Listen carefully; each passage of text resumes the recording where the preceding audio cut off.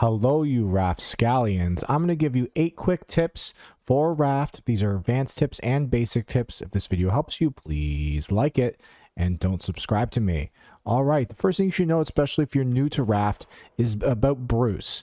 All right, he is only going to follow your raft. Okay, just keep that in mind. So you see he's ready to come get me over there, but just going, I don't think it's even that far really from your raft will prevent him from attacking you. So if you want to go ahead and mine, well, not mine, but like look for supplies in certain areas.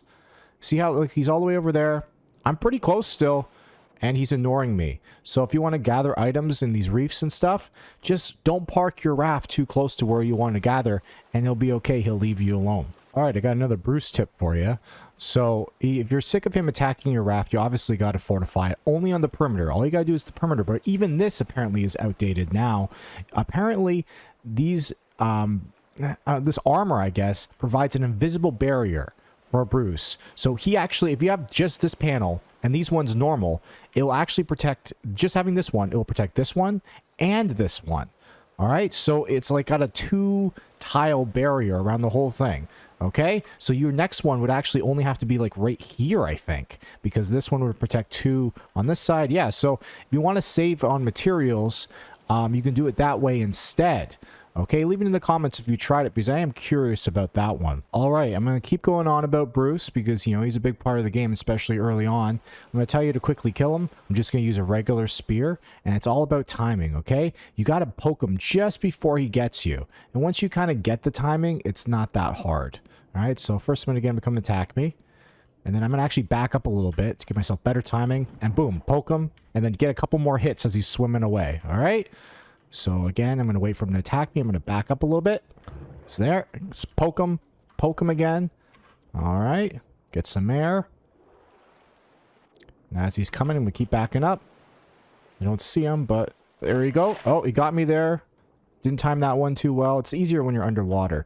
So let's go ahead and wait for him to turn around again. I'm going to back up. There we go. Poke him. Even if he gets you, you could still get a few good hits in there. So go ahead. He's coming again. Back up. Poke. There we go. That was good timing.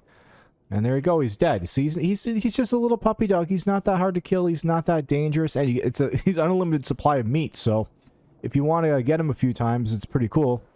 And that's it. All right, next thing I want to talk about is just your foundations. If you are just starting the game and you're wondering how big you should make your raft, I really recommend not building it any bigger than 200 foundations, okay? This is 200 foundations right now. This is the back of my boat, and over there is the front of my boat, only because it only takes 2 engines to run your boat. Right, see as it says here, 1 per 100 foundation.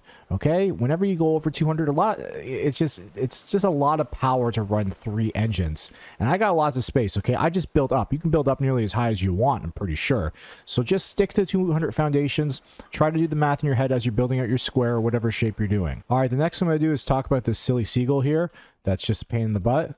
I particularly hate them all, but what you want to do to avoid your seagulls from eating your crops is to make sure that you plant your crops in areas that have 2 ceilings above it. So I got my crops over here. I don't have any scarecrow or anything because he never attacks it. It's because there's 1 floor there, and if I go into this here, there's another roof above it. So as long as there's 2 roofs above your seagull, above your plants, the seagull will not attack. So that's really important to know right away, I think. All right, another thing is later in the game, you're going to get different cooking,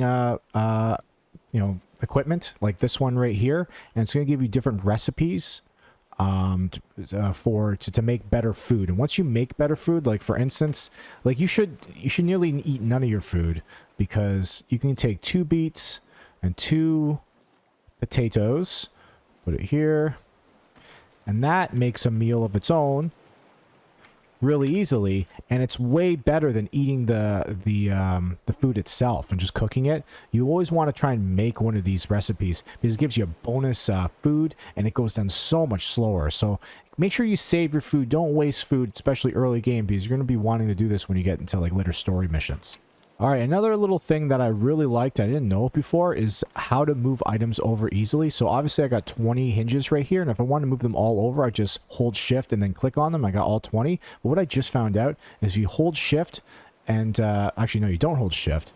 You just, where did I lose it? Did I lose one somewhere? Oh, well, it doesn't matter. You click on it and then you use your scroll wheel. So see, I'm scrolling the amount that I want. So if I only want 10, boom, I can just click on it, go to 10. And there you go. That's all I want. All right. I didn't know about this scroll wheel thing until recently. And I think that's a really cool, very important thing to know. And the last thing I'm going to teach you is a cheat. Okay. Some people might not like this, but that doesn't matter. So one thing you can do is you can duplicate items still in the latest version. I'm in the newest version right now. So what you got to do is you got to save your world. Okay. So save the world.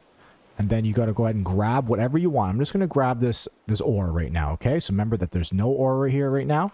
Okay, I'm going to grab it, and then I'm going to go to main menu, exit game, and then save. Make sure you save before you exit again.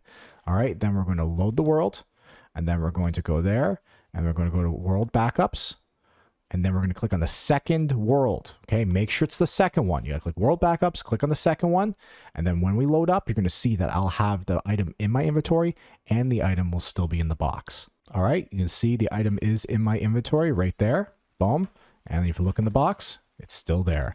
All right, so if you want to cheat, you lose some items, you're upset, you want to duplicate some items, you're sick of farming for them, that's what you do. Okay, if any of these tips helped you, please leave a comment or like the video. That helps me with the algorithm. And don't subscribe to me. Thanks for watching. I hope my video helped you. If it did, please return the favor by leaving me a big fat like and a comment so I outrank those useless Let's Players with 20-minute videos. And if you want to take it one step further so I don't have to sell ugly useless t-shirts like all those other YouTubers, leave me a super thanks. It's a new feature. It's below where the arrow is pointing, right beside the share button.